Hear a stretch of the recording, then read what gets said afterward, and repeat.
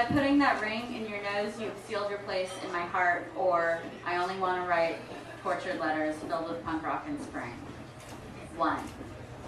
Excuse the typos. We must all make concessions to make it fit. Contracting words is one way to do this. On a cold Mexican street in February, you blew into town like a tumbleweed. You had driven up the Mexican peninsula called Baja and been sleeping under palm umbrellas, eating tacos in Jalisco to subsist, maybe even surfing in the wild. No coyotes in this town, just fishermen and embroidery. You've attracted 6 sunburns in your time here, your skin turning native dark and wistful. Your tattoos faded in the sun, the ink bleached, and for now you thought it was worth it. So what are you doing here now?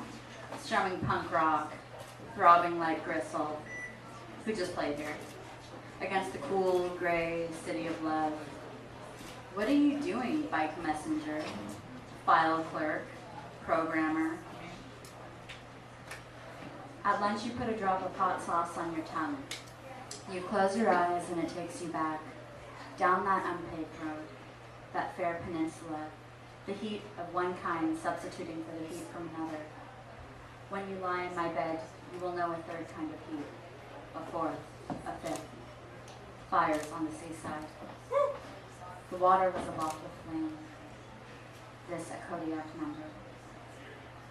So, now the wander down to the record store plugs up the holes for the wild, or you try to sweat out memory, can't do it, or you tat or pierce yourself up to fill those holes. You are a small indigenous. There is no tribe. Play your music loud, and sometimes when the moon is low, you may even hear a Mexicali curse, a Llorona singing, play that funky music, white boy. 2.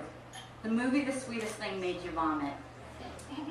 Covering the 14 hills in a blanket of organic rage, which again seethed out onto your punk rock pores, which stretched into the horizon. She never called you back, probably because your tattoos were stupid, or because you don't write a fixie, or perhaps your metal tastes weren't Norwegian meets Dutch infiltrators in an underground tunnel and then battle with lightsabers enough for her. You like to cocoon and you can't abide white drugs. The thrift store serves its purpose and the bookstore its. With the wind stings your eyes, book lover, infinite nerd, longing for country, for music, for gardens, somewhere to press your own country, sew your own books, make your own noise, repair your own seldom used car. There is a radiant beam emitting from this city, a small nostalgia, a sweeping curse. It is emanating outwards to the fields, to the back alleys, to the waterways. Where have you traveled? 3. In a few years, we'll be able to say that we wrote letters to one another off ships, docks, and in all ports. We'll do something organic, and tell tales, and take hikes, solitary and ensemble, and look windwards, whatever that is. We'll talk about deconstructionism, and wine, and where to buy the cheapest tickets. I'm just kidding about talking about the wine, because that shit's pretentious. We can talk about punk rock, we can talk about books, and we will try to outschool one another on obscure musical genres and weird instruments, and I hope that I will win. We will troll it through the fields and use words as we see fit, and those with perfect handwriting need not apply. The second poem is,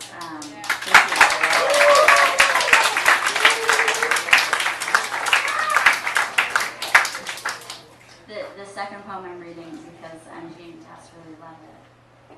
And it's called The Punk Rock, and I hope you will too. It's called The Punk Rock Marriage. When we are old, we will live in a lighthouse. And if not in one per se, then driving distance to one.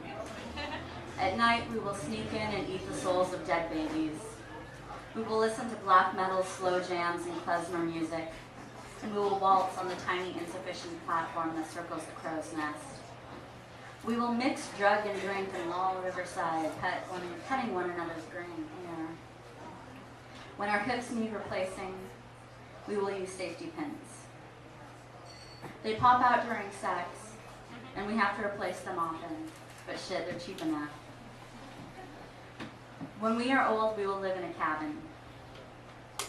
We'll chop wood and tend garden and can our own tomatoes. You'll brew your own beer, and I'll have a miniature pony that we train as a seeing eye dog. On our cozy walls, we'll have framed posters from '77, some stolen off of Montreal's cobbled back alleyways, some we silk screened ourselves. We will let bands sleep on our floor once in a while. We will string up Christmas lights regardless of the season, and remember to say please and thank you to the earth and to each other at every opportunity.